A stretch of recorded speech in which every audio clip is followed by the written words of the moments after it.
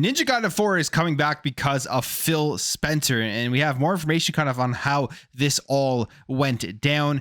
Xbox, the approach that they are taking with multi-platform seems to be the correct strategy for the future of video games, and Thomas Muller, Ori developer here, suggests that that is going to be the way that PlayStation does follow. Baldur's Gate 3, as we know, they had to drop the Xbox Series S parity for co-op. That's now back on there, so clearly all of the stuff can be done on the Xbox Series S. We got information about MLB The Show 25, the new one coming out, where it's releasing. I think there's some good news there for people who have been waiting for this to be only a next-gen game. And we also are going to look where it is in Game Pass. It looks like it's not there anymore. World of Warcraft consoles. Could they bring this to the console? Could they bring this into Game Pass Play Anywhere? There is a rumor that has started, but it has already been debunked. But maybe this was just an accidental mishap here from Xbox, and they're kind of trying to cover it up. Now, I don't know, maybe it's just a theory, but we'll take a look at that because I think it's a no-brainer for Xbox to eventually do this. We have some more information here on Sledgehammer Games, and potentially there was going to be a crossover with Halo, Ubisoft, and one more other thing after that. So before we jump into it, if you do enjoy daily gaming news and content, make sure to hit the subscribe, share the video. I see about 50% of you who are watching are not subscribed. Please consider hitting the subscribe button to help the channel grow. I do appreciate all the support, and let's jump right into it here, talking about Ninja Gaiden 4 and Xbox. As we know, it got announced at the Developer Direct alongside Ninja Gaiden 2 Black, which you haven't played yet. It's an Unreal Engine 5, and it is a big upgrade. It looks phenomenal. I'm playing through that right now. But bringing out Ninja Gaiden 4 was a huge shock for a lot of people. Some people thought this game just would never happen. There was going to be no more new entries into the series, at least from the 3D perspective, because we are getting that really cool looking 2D version of Ninja Gaiden as well coming out. But Platinum Games, I think that was a surprise developer announcement that nobody really saw coming as to who would be actually making this game. And you can see their stamp all over it just in the gameplay trailer that they did show it. It does have that Platinum look and feel to it. And we know that Xbox has had a history with Platinum Games, specifically the most notorious one, which was Scalebound, that looked really good to a lot of people, including myself. And then they went ahead and canceled that game, unfortunately. And then there was the whole fallout after that, where people were trying to figure out whose fault it was as to why the game got canceled. Now, there's a lot of people there that aren't there anymore. Just for example, Hideki Kamiya isn't even at Platinum anymore.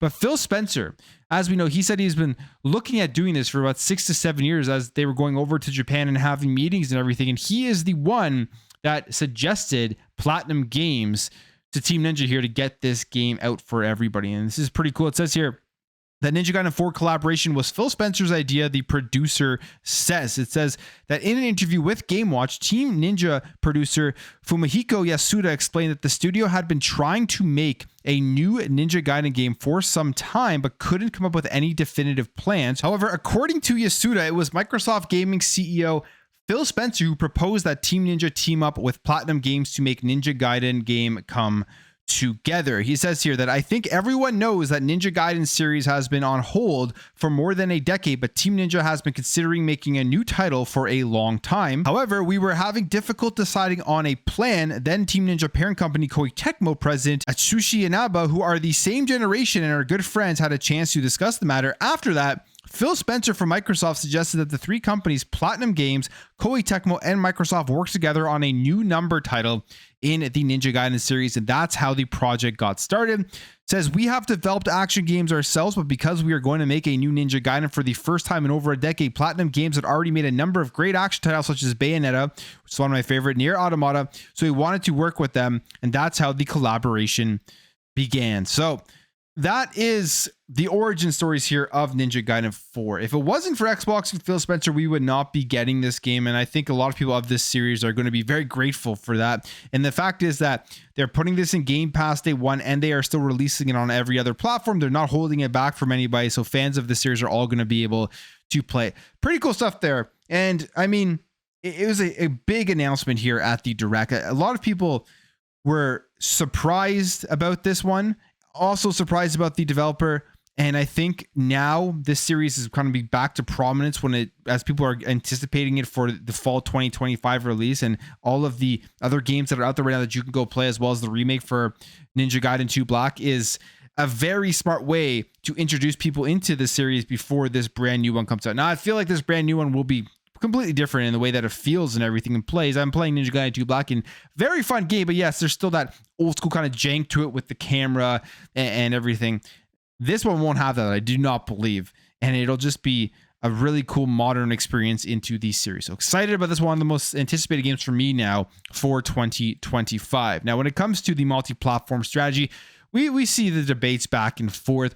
I do believe that it is the right strategy here going forward, just from all the data and information we have seen from the development cost of games, how many companies are looking at locking games to a singular platform isn't going to be working out for them going forward. Specifically, you look at a company like Square Enix, who came out with their financial reports and said that they're moving away from the exclusive strategy, specifically with PlayStation.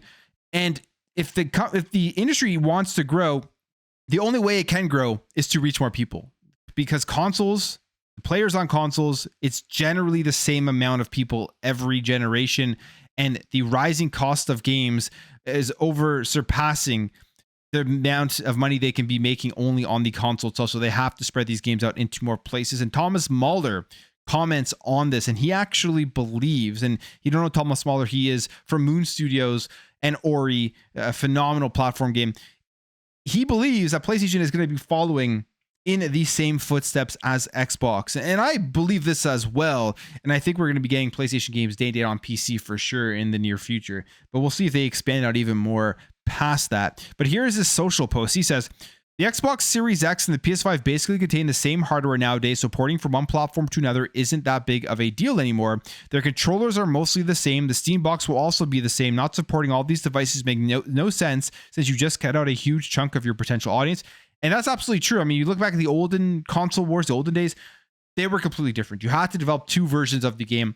With the current generations, you do not. You can develop one game and just port it from platform to platform. They're both x86. They both have AMD in it. Like, they are basically the same with just a different outer shell. It says consoles have been stuck attracting the same 100 to 150 million players for over 2 decades now. If we want to see the industry grow, it needs to be easier for everyone to access the content. It says I'd be surprised if Sony won't end up with the same strategy. People should buy the device they like the most, but then should have access to all the content. And yes, Nintendo will keep doing their own thing because Nintendo is Nintendo, and that's okay.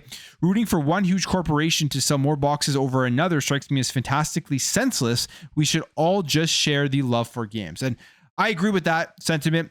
And when he talks about Nintendo and Nintendo being Nintendo and that being okay, I think one of the main things people kind of don't realize, because they always say, well, look at Nintendo, they're different. They can keep everything exclusive and do very, very well. The biggest difference is the development cost of their games. You just have to look at a Nintendo game, a first party game. I love them. They're fun. They're great games. I play them all. But you have to look at it from a technical perspective. It does not cost nearly as much to develop that game comparatively to PlayStation and Xbox, who are always pushing the envelope technically. And that means costs are just going to go up, and they're going to have to figure out ways to make more money off of each of these games so that they can continue to make this stuff. And is selling games on multiple different platforms, is having a games as a service, as a supplement to being able to make all the big single player games, is doing things like Xbox Game Pass. And Xbox has set themselves up far better than PlayStation going forward. If you just take a look at the recurring revenue games that they do have within their portfolio, you think about like the Call of Duties, you think about the mobile stuff like Candy Crush and the World of Warcrafts now, because obviously with the ABK purchase, they can spend hundreds of $1 millions making a single player game and still be able to supplement it via all of the other avenues that they are making revenue from their first party content. So I do think that they are in a far better position. I do think Sony will be following in that direction as we move forward throughout these generations. So that's what Thomas Mahler thinks. And I think there's going to be a lot of devs out there that are looking at Xbox's strategy, especially with Xbox Global Publishing, and thinking, if we can get a deal with them, they'll put it on Game Pass, they'll give us some money to make the game, and they'll still allow us to publish it everywhere. It's almost a no-brainer for a lot of these people, I do believe. Now, when it comes to the actual hardware itself, we're still going to be getting hardware into the future generations. One of the biggest things that happened this gen was the Xbox Series S. And again, a lot of people think that was a mistake. I don't. I think 99.9% of games were completely fine on it. It gives people a low entry cost into the generation to play AAA games. So overall, I think the Series S has been fine. There has been a couple of issues, though. One of them being Baldur's Gate 3, which clearly for Xbox was a major miss. They didn't get a day one, and that was a Game of the Year title. And the reason behind that was because of the parity clause between the S and the X and the co-op, the split screen co-op that they were having trouble getting running on the game itself on the Xbox Series S. Well, that seemingly has now all been solved. So the reality is this stuff can all get done on the S. It just will take a bit more optimization, more time, more resources to get it done. And sometimes these developers don't want to have to put all that in right away or can't get it all in for the launch of the game on the other platforms that it does come out on. And we have this here. It says Baldur's Gate 3's patch 8 brings Xbox Series S split screen support. You can check it out early. So if you have been waiting to play this game in split screen, I don't know how many people are actually playing this in split screen. I feel like it is not a very big amount, which was why Xbox was okay with dropping that clause overall to get this out on Xbox when it did launch and when it came out in December of 2023. So split screen is coming in on top of that. There's crossplay across the different platforms that you're going to be able to play up to 5 people to a party. And they're also introducing 12 new subclasses, allowing you to change how you play over a year after you've probably already played through the game itself. So cool to see that they finally got it working. Also cool to see that they didn't just give up on the split screen on this Xbox Series S. They continued to work on it until they were able to release it. Now, one of the big releases in Game Pass every year is MLB The Show. And one of the reasons is because it is a great baseball game. Secondly, it is a first-party PlayStation game that launches day one on Game Pass, but doesn't launch on PlayStation Plus day one. But it looks like this year is going to be different. There is not going to be MLB The Show 25 on Xbox Game Pass. It's been there the last 2 years, but they put out the announcement for the game. We are seeing here who is on the cover and everything, as well as some information here that looks like this is only going to be next gen. The first time that MLB The Show is only on the Series X and the PlayStation 5 and not on the PS4 and Xbox One. So that hopefully will give some better upgrades here graphically and stuff to the game, although the game still does look very good. But it says MLB The Show 25 is skipping Game Pass for the first time since coming to Xbox. They say we're also thrilled to announce that MLB The Show 25 will launch on March 18th on PlayStation 5, Xbox Series X and S, and the Nintendo Switch. The game will not be on platform subscription services in 2025.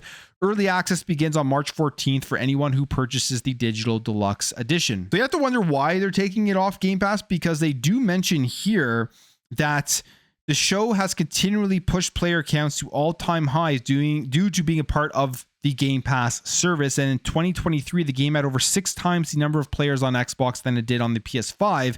It also finished as the 14th most sold game in 2023, which for them, I guess, was actually bad news. And maybe the deal that they had signed for Game Pass is over. They didn't renew it. Who knows why? Maybe they're losing too many sales. Maybe it's cannibalizing too many sales. But I would think if you're putting it in Game Pass, yes, for a lot of people on Xbox, you're going to miss out on the initial purchase price of the game.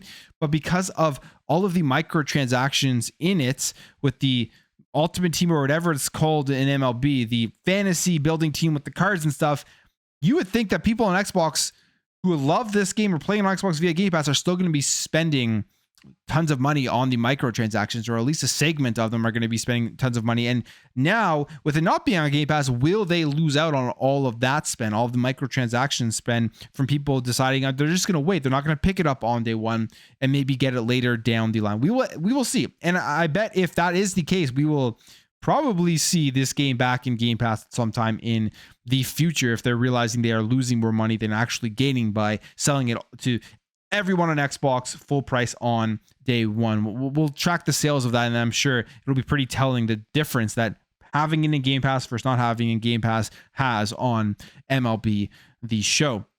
All right, so this next story is an interesting one. It's been updated, so it looks like it isn't happening and it was just a mistake, but I think this is an absolute no-brainer for Xbox to do and to work on it. It's to bring World of Warcraft to console, bring it to play anywhere, bring it to the cloud and everything, so you can be playing this game on the go. It's an MMO, one of the most popular and famous ones ever. It just makes complete sense to do something like this. And people had thought for a little bit yesterday that this was coming and it was on the way. We have this article here from Xbox there saying Xbox advertising World of Warcraft in Game Pass. So there was an advertisement that went out for the game, and you can see the logos that they do use. And it was a Game Pass logo, and it has console and PC there, meaning it sounded like they were getting ready to launch this game for the console, which is going to be a massive moment if they do end up doing that. It says a Reddit thread has shown 2 images claiming that World of Warcraft is coming to Xbox Game Pass. The first image shown above says that Call of Duty, Diablo 4, World of Warcraft, and more are in the service. And the second image below shows PC and console icons for the title. And World of Warcraft have never been released outside of Battle.net launcher on PC. I think it's a no-brainer. I think it will happen.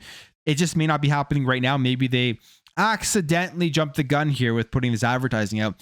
But Game Pass does respond to Xbox Era and to this article, and they've updated here. Unfortunately, it looks like it's not happening anytime soon. They say, oops, this was our bad. Blizzard's World of Warcraft was accidentally included in a Game Pass email. Even though it's not available with the service, a correction email will be sent to those who got the original email soon. So that's what they're saying. But you have to ask yourself, was it just an error that will never end up happening, or did they just accidentally send this out too early and they are preparing for a major announcement here for World of Warcraft? I just think it's a no-brainer to do, and I kind of think it will end up happening at some point in the future. But again, that is just all my own speculation on what potentially could happen with this game. All right, let's talk Sledgehammer Games and Modern Warfare 3. Again, this to me, I think would be very cool. Xbox has all the IPs on one place down. They could absolutely do stuff like this, and I think that they should do stuff like this in the future. And that is crossovers. Call of Duty, Halo, Doom, all of the stuff together. You can put out maps, you can put out character skins, special playlists, things like that. And it looks like it potentially was going to happen here with Modern Warfare 3, where Sledgehammer Games had planned to have Halo maps in the game itself. It says here that this is according to the leaker, The Ghost of Hope. It says that Sledgehammer Games had plans to do a huge collaboration with Halo with Modern Warfare 3, which would have added various maps from the Halo franchise. And then another leaker and data miner by the name of Alex seemingly confirmed the detail, saying maybe one day I'll feel generous enough to share some of the screenshots I have from this collab. So they were thinking about it. I wonder why it didn't happen for Modern Warfare 3. Maybe they were just thinking, it wouldn't be popular enough, or they didn't want to continue to invest the resources in it, or maybe something else happened. Maybe a business contract didn't go well. Who knows? I think it would be very good to see this type of stuff happen. You do crossovers of these titles, even if it's just like a limited playlist. Test it out, see how people enjoy it. And if it does do well, you can continue to put out more content like that. We'll see. I think we will in the future again see stuff like this, but unfortunately not at this time. And we have 2 more things here. Age of Empires 3, the definitive edition. Unfortunately, we have some bad news here. The DLC has been canceled. So if you were looking forward to the DLC, they put out a post here explaining why this has been canceled. They're still going to keep the servers and update the game and all of that stuff, but DLC for it isn't going to be happening. And finally, Ubisoft, we have an internal memo here that says why they closed the studios and why these recent layoffs are happening at Ubisoft. We know what's going on with Ubisoft. Their stock and everything's falling. I mean, they're under a lot of pressure right now, especially with Assassin's Creed Shadows on the way. And then yesterday we heard the announcement they were closing down Ubisoft Leamington, and that there were going to be 185 positions that were lost at Ubisoft itself. But here is the update itself. I mean, it's a long update. I'm not going to read through it all, because it's basically just saying the same stuff that they always say with these types of updates. It's basically almost like copied and pasted the reasoning that they do say it. But it says the internal memo confirms that approximately 65 positions were eliminated at Ubisoft Dusseldorf. Approximately 100 roles are affected at Leamington and Ubisoft Reflections, and approximately 20 roles at Ubisoft Stockholm, taking a total of 185 people that were laid off. And then they also say here that the decision was made to finding more efficient operating models and to ensure our long-term success. So it's a big letter here. It's the same thing all of these companies do say. With the company right now in dire straits, and we don't know exactly what's going to happen with it, especially after Assassin's Creed Shadows, there could be some more movement here from Ubisoft, and we will potentially just see them go to the model that, kind of like what PlayStation does, I think, and just be far more conservative in the games that they do put out. The games that will be making them a lot of money. Double, triple down on Assassin's Creed. We will definitely be seeing that. And then maybe like these games like The Division, which is still ongoing. I'm sure bringing in money with all of the microtransactions and games as a service stuff for that. And you'll think about like games like Far Cry and Rainbow Six. They'll probably stick with those core games going forward, but we will have to wait and see what they do here.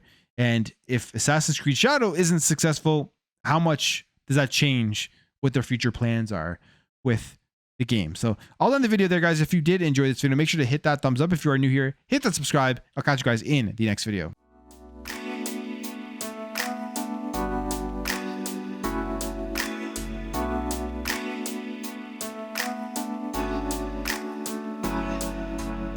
We'll be right back.